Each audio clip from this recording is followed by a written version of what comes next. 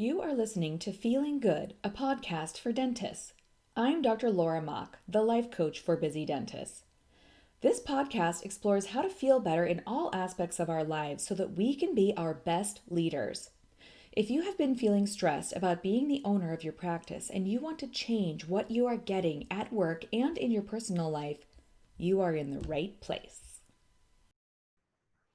Well, hi there. I'm Dr. Laura Mock. Welcome to the 30th episode of Feeling Good, a podcast for dentists.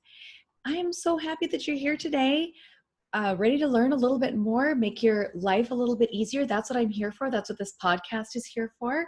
I dedicate this podcast to all of you female dental practice owners who are just trying to make it through, and I've been there and I've coached many of you and I know where many of your brains are at. So I'm just here to try to make your life easier. And the way that I'm doing that today is that I interviewed a very fascinating and well-informed woman. Her name is Adrienne Twigg. And you don't need to worry about spelling it. If you want to contact her later, it'll all be in the show notes. She is the co-owner of Bent Ericksen, which is a dental HR company. And basically, they can help you with your leadership needs as far as like compliance and correction and things like that. And we had a really interesting conversation today about not waiting to redirect your employees. So basically, how can we keep the atmosphere of your dental practice happy and engaging and caring for your patients in a way that reduces the stress on you and your team. So listen up to hear that, and I'd love to hear from you if this is helpful for you. I will continue to be making a podcast. It's been a year since I started, and now I can't believe there's 30 episodes. I'm looking forward to the next 30. So listen in, do yourself a favor, listen all the way to the end because it's chock full of good stuff to make your life better. Talk to you on the other side. Bye-bye. Okay. Well, I would like to welcome to our 30th episode of Feeling Good, a podcast for dentists, Adrienne Twigg. Thank you so much for being here. Well, thanks, Laura. It's my pleasure. I appreciate the opportunity to be here and to share with you. And also, you're on the West Coast, right? So it's early there. Yeah, it's early morning, but might as well get up and start the day and hit it hard and fast. So it's great. That's so true.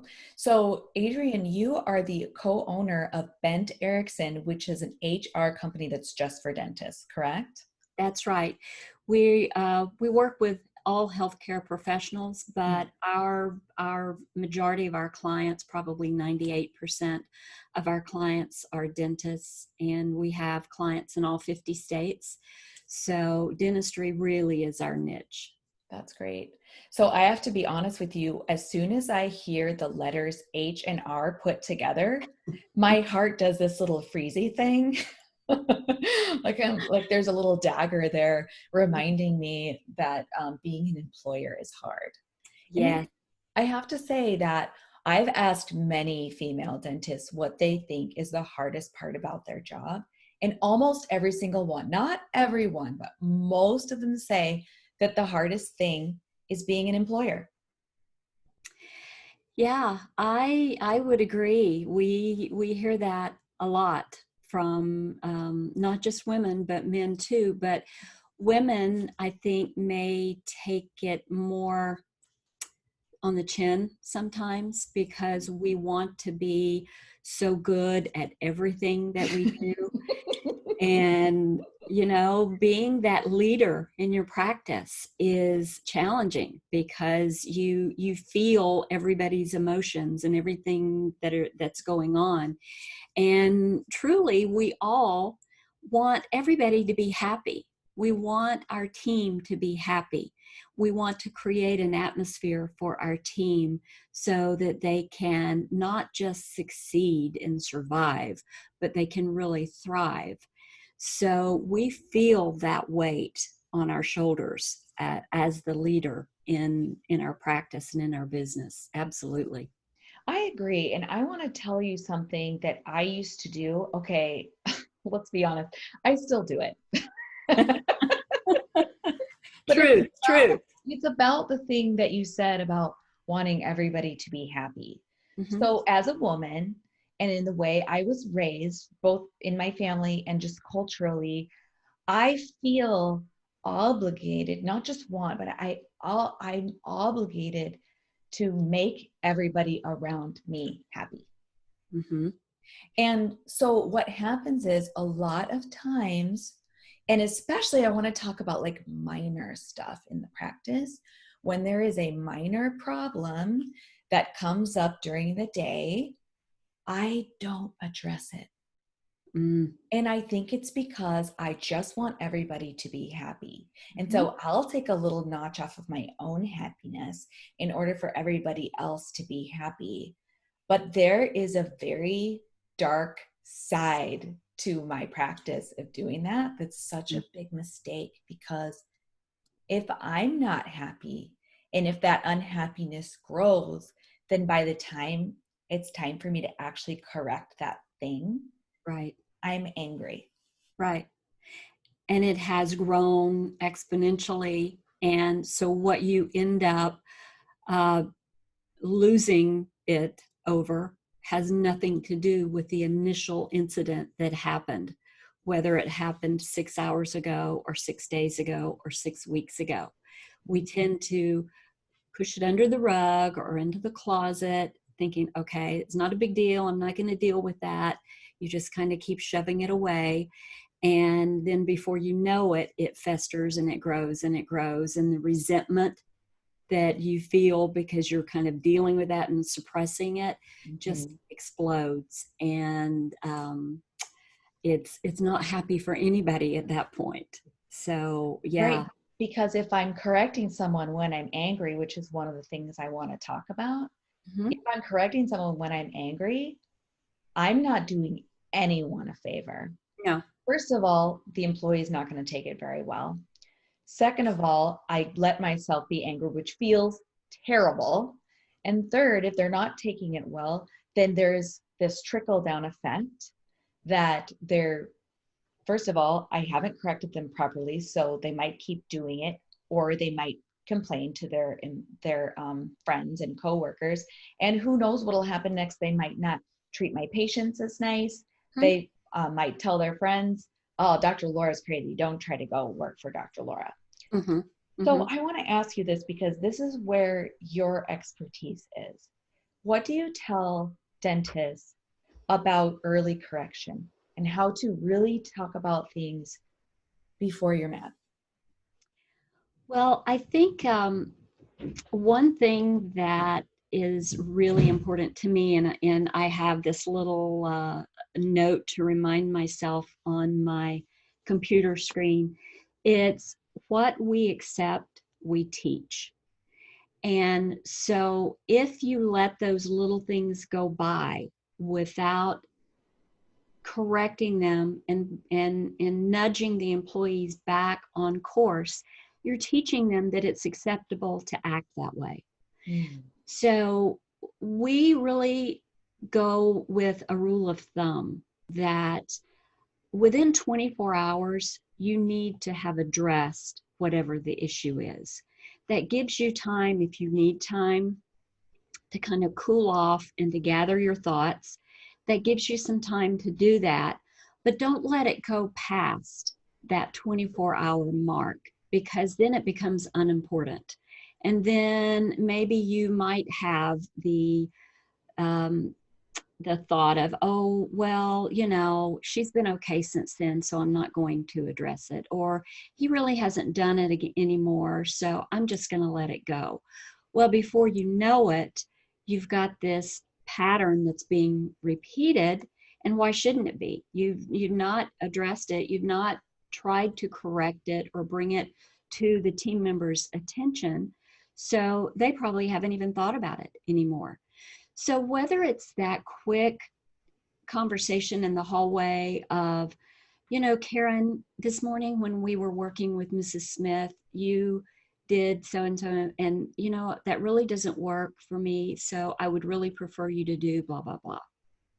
It Yeah. doesn't have to be a big powwow where you bring them in the office and you close the door and you make something big out of it. It's just a matter of that you bring it to their attention, you let them know what it was that you want corrected, how you want it corrected, and you give them kind of a guideline on the timeline, like next time this comes up, this is the way I'd like for us to handle it.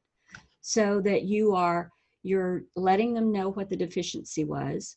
You are telling them what you expect, by when, and if it goes into something that is a really big deal, you let them know what the consequences will be if that performance isn't improved or if that error isn't corrected. So the 24-hour thing, I think, gives us as business owners and leaders time to kind of regroup and gather our thoughts, but you don't let it just linger and shove it into the closet or brush it under the rug. You deal with it, what you accept, you teach, and then you can move on. Oh my gosh, I just love everything that you said, especially the 24-hour thing, because me and I'm guessing most other dentists. So first of all, since a lot of what we're doing is during patient care, we can't just stop right then and say, no, no, no, you didn't use your checklist, or you didn't do this thing, this is wrong. Mm-hmm. Actually have to have a separate conversation, which feels tiring at the moment, right? Like it's 4:30 and we're finished. And even though it would only take 2 minutes, I just want to go home, right? Right. But if I have in my mind, for the health of my practice, I correct things within 24 hours. And I do this for me and for my people, including my team and my patients. Then that's something that you believe about yourself. And a belief is just something that you tell yourself over and over again. So it's very easy. And if anyone wants help believing about yourself that you are someone who corrects things within 24 hours, let me know, because I can help with that. But if we can incorporate that into how we manage, then we can take care of these little tiny things while they're little and while we still feel proactive versus angry. Right. And I love the steps that you went through. And it's kind of interesting because I actually have a free guide for any female dentist who needs a little bit of like step-by-step help in how to correct their employees. And it's you guys can get onto my website later and just click on, I think it's get free stuff or something like that, but you can get your own guide and download it. But it goes through the exact same things. So the only thing is that first, all of the things that you said, but first I have the employer look at what they are feeling first. Because like I said, our actions come from our feelings. And if we're angry, we're not going to handle it as well. So like you said, you're going to take a moment to cool off and look at what you're feeling before you step in there. But then it's identify exactly what they did that you want changed. Tell them exactly how you want it to be different next time. And also the effect of that was happened to the practice because of the thing that they did that you don't want them to. And then tell them what the consequences will be if they don't change their actions.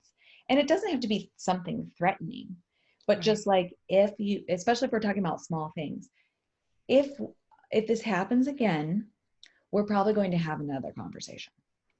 So if you don't want to have that conversation, then you can just do what I'm asking you to do. Yeah. Yeah, I think that a lot of times in practices, because the dentist is overwhelmed, and it does take a lot of energy, just like raising children. It takes a lot of energy to be consistent. And one thing about HR, human resources, is you have to have consistency in the way you administer your policies, your guidelines, the way your practice runs. Don't want to get into the weeds with discrimination issues or anything like that. So consistency is a huge, huge foundational piece of how you're running that practice. And so when employees understand that everybody is being treated the same, everybody's being treated consistent with all of the guidelines, the rules, and they know that if you tell them, if this happens again, we may have to have another meeting. And I don't think either one of us want to have to do that. So, and then you follow up on it so that if it does happen again, you have another meeting. So you are proving yourself as the leader of the practice, that you are standing behind what you tell them. That's where your integrity shines through, because you're following up.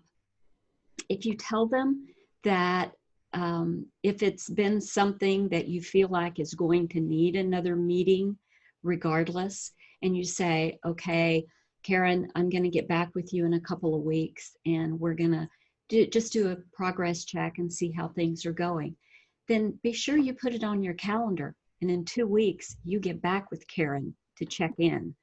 But it's part of that energy and commitment that you have to have as the leader of the practice, to follow up, to follow through on your word. And like you said, Laura, it takes a ton of energy and ego strength and just time and effort to be that leader, so that your employees and your team will follow you as the leader. That is so true. But I have to say that on the other side of that speed bump of the energy that it takes to be that leader is a happy team who knows where they sit with you and is confident in how you're going to respond either way. And I want to talk for a minute about how valuable it is to have happy employees. Because, and I teach this a lot in my coaching, your team is the extension of you. And if you want your team to represent you with helpfulness and loving kindness and even consistency, like we talked about, then that's how we want to treat them. That's how we want them to feel in order to represent us well. And we can't just give them a list of the actions they're supposed to take. Offer them a pillow, ask how they're doing, blah, blah, blah. It doesn't, you can't give a to-do list of treating somebody with kindness and respect and care. It's in generating that feeling for the employee so that they can then pass it on. Mm-hmm. And most employees who work in the dental community, they entered that because they want to be helpful. They like being helpful. So as we are the good leader that we want to be, then our employees follow and treat our patients the way we want to treat them, that we want them to be. Absolutely. I couldn't agree more. We really feel like that your team is your competitive advantage out there. It is not the technology. It's not the great margins that you cut when you do a crown prep. Your patient doesn't know about your technical skills unless you hurt them, of course. but mainly they just know how they are treated. They know when they walk in the door that your receptionist, your team member that greets them is, "Hi, Mrs. Smith, we've been waiting for you. It's great to see you today. We're ready." It's how when your assistant walks them back to the operatory, make sure, like you said, they have a pillow. They are not cold. They have a throw. They are adjusted just right. Whether it's that assistant, just placing their arm on your patient's arm to just comfort them and let them know, okay, we're here for you. That is part of what makes that patient experience great. So when they walk out the door and they have their walkout slip with them, they're not worried about anything that went on, because they feel comforted, they feel cared for, they feel recognized and appreciated. And Laura, like you said, the majority of that is going to come from your team. It's going to come from how they're greeted and how they're treated and how they're made to feel. So yeah, you have to be able to display that for your team so that your team can pass that on to your patients. I couldn't agree more. Have you ever walked into like a business office, or I find especially in the last decade, it's in a medical office where I walk in and I'm like, oh my gosh, someone has been having an argument in here. Yes, yes. And you feel like you can cut that tension with a knife. Like you said, you don't know who is mad at who or what was said, but you know something's going on. And it is the exact opposite when people are working together and they've got synergy and they're enjoying their job and they're laughing and talking. I know I managed a large group practice in the Midwest for almost 18 years, and we had a staff of about 33, 34 team members. Yeah, but it was great because it didn't matter what time of day that it was. We had 17 operatories. There were 5 front desk administrative people, and it didn't matter what time of day it was or how the day had gone. You could always walk around that building and hear somebody laughing or joking with one another.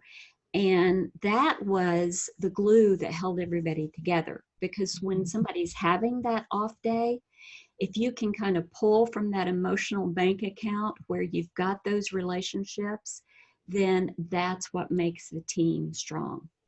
That's awesome. And you're right. When it's like you as a human, you have these like ESP sensors where you can Spidey feel other senses. people's moods. And so, if you walk into one of those offices or something where you're seeing those nonverbals of somebody who doesn't care or who's angry or distracted, Mm-hmm.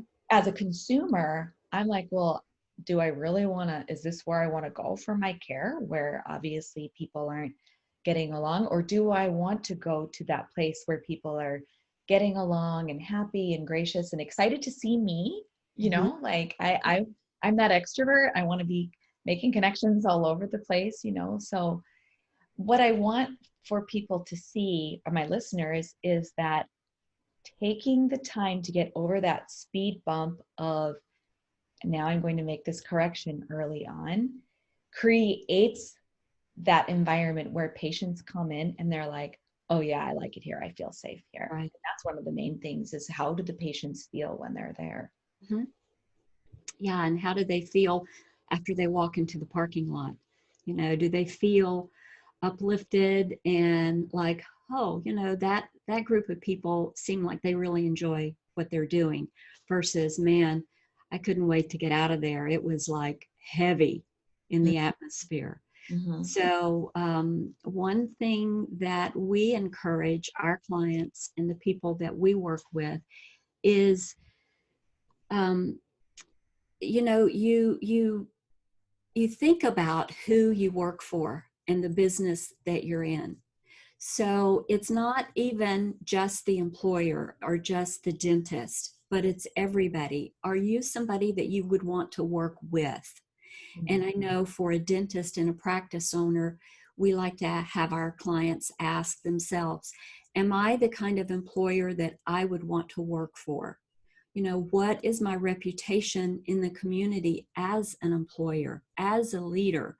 Because those are key cornerstones of your practice, is the way you lead. And John Maxwell has a ton of books on leadership that I just absolutely love. And one of his books that he published years and years ago were 21 Rules of Leadership or something like that. So one of the topics that he discussed was the law of the lid. And if you've read that book, you may remember that the lid on a business is the leader. And your employees, your team members, are never going to grow above that. So as a leader, you're responsible for continually raising that lid. Because, if you come in and you're consistently having a bad day, or you're consistently in a bad mood, that's going to filter down through your entire staff, your team, and your patients are going to feel that. So it is important, Laura, like you and I were talking a few minutes ago, that you approach things with the right mindset. If you have to take some time and step back from a situation to kind of regroup and get it together, that's what you need to do as the leader. And that type of mentality and the way you approach things will have a trickle down effect. That is absolutely true. And this is why I am a leadership coach, because I am out here trying to help, especially females who own dental practices, on their mindset, which is something that happens automatically, but it can also be tweaked if you know how to do it. And so the coaching that I do helps people see what their brains have been doing, but also what they could have their brains do to help them with that mindset. But let Mhm. me ask you a question, because you probably run into this sometimes when you're talking to new clients about, would you work for you? How's the environment there? If I said to you, Adrienne, I want to be better, but I think I have one of those offices that's kind of heavy. How do you start to have that better environment with your people? I think it begins with conversation. The root of everything is communication. Mm-hmm. So, whether you have a team meeting and you just lay it out on the table and say, okay, folks, this is my perception of where we are. And then you invite feedback. And it's not so much that it turns into a moaning and groaning session, Mm-hmm. but it's feedback so that everybody feels heard. Everyone wants to feel heard and listened to and recognized, appreciated and valued for what they bring. So we use, in some of our training workshops, we use the 5 languages of appreciation, Mm-hmm. which was built off of Gary Chapman and Paul White's book, 5 Love Languages. Mm-hmm. And it's the same basics, the foundational principles of that whole thing, learning to communicate with each other. And when you understand the communication styles and how people receive and give appreciation, then you can start building on that. But I think that every type of issue that you face like that has to begin with the common ground of communication. And people need to feel heard.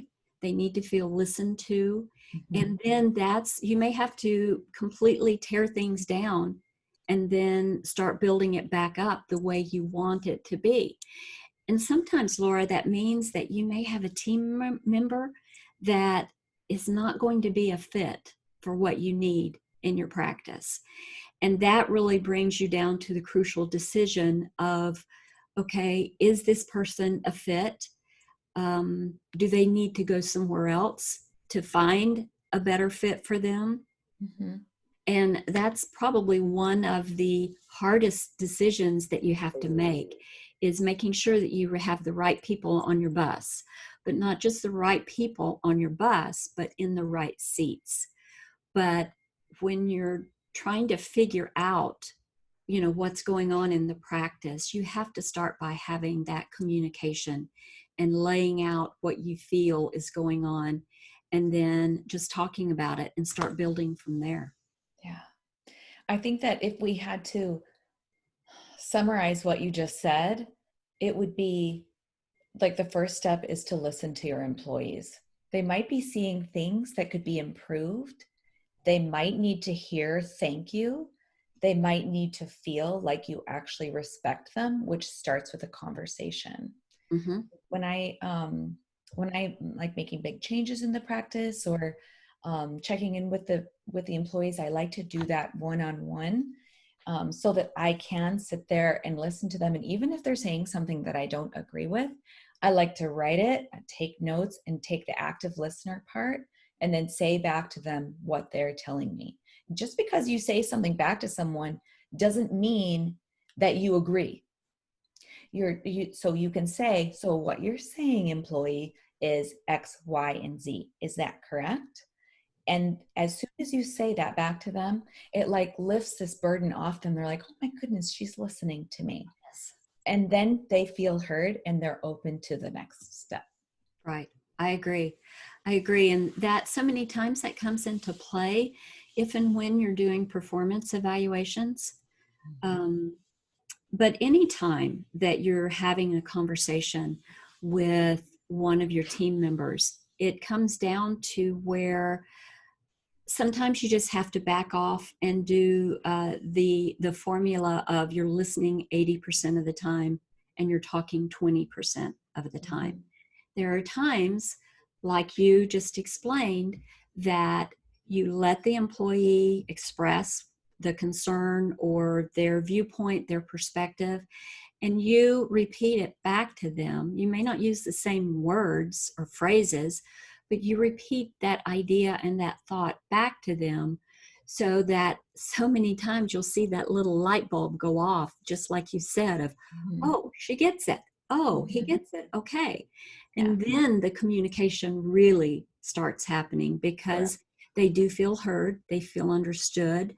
Maybe they feel acknowledged. Appreciation, recognition goes a long way when there's a communication gap or there's an issue there. So I don't think that can be emphasized too much. I just think that's the core issue. Yeah.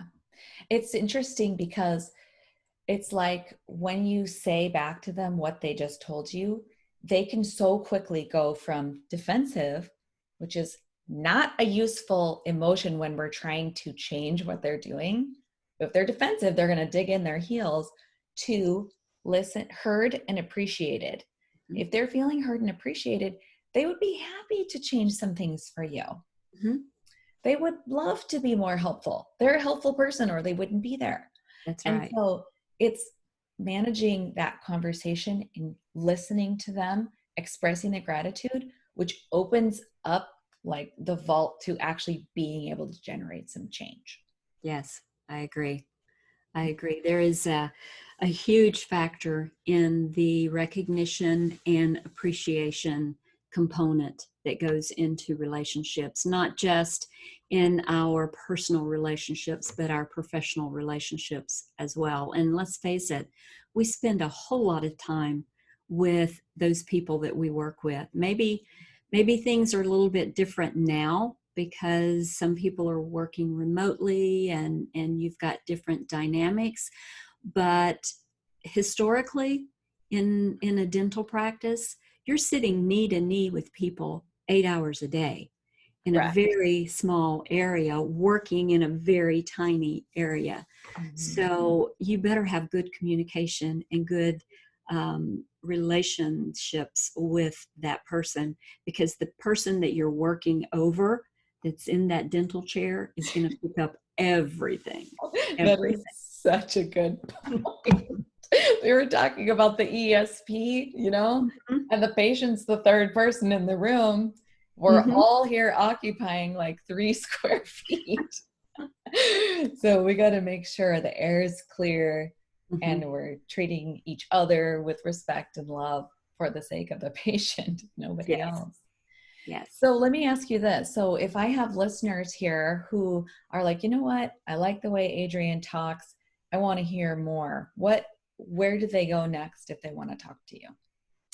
They can email me at Adrienne@BentEricksen.com. Adrienne is ADRIENNE at Bent, BENT. Ericksen is ERICKSEN.com. Our office, if you want to give us a call, is 800-679-2760. And we would be happy to speak with any of your listeners, answer questions, whatever we can do to help. That's great. And I'll make sure those are in the show notes so that people don't actually have to stop what they're doing and write those down. Okay. And then if anybody wants to download my guide, my step-by-step guide for correcting employees, go to the lifecoachforbusydentist.com and click on, I think it's get free stuff. It might be get my free guide. It's the only free thing on there right now. So you can you can download that and get started. Like if you need help getting over that speed bump the first time you're going to have that conversation, then just get the guide out, because it really helps you gather your thoughts before you have the conversation. All right. So I just want to thank you so much, Adrienne, for taking the time to give us such excellent advice. Is there anything else you want to say before we sound off? No, it's been a pleasure to be with you, Laura, and the information that you're putting out there is so valuable, and I know that your listeners really appreciate it. And I thank you for the opportunity to be here and share with you. Well, thank you for your kind words, and we will see you soon, I'm sure. Okay, thank you. Thank you for listening to Feeling Good, a podcast for dentists. To download my free workbook on how better leadership starts with your feelings, go to my website, thelifecoachforbusydentists.com, and click on Get Free Help.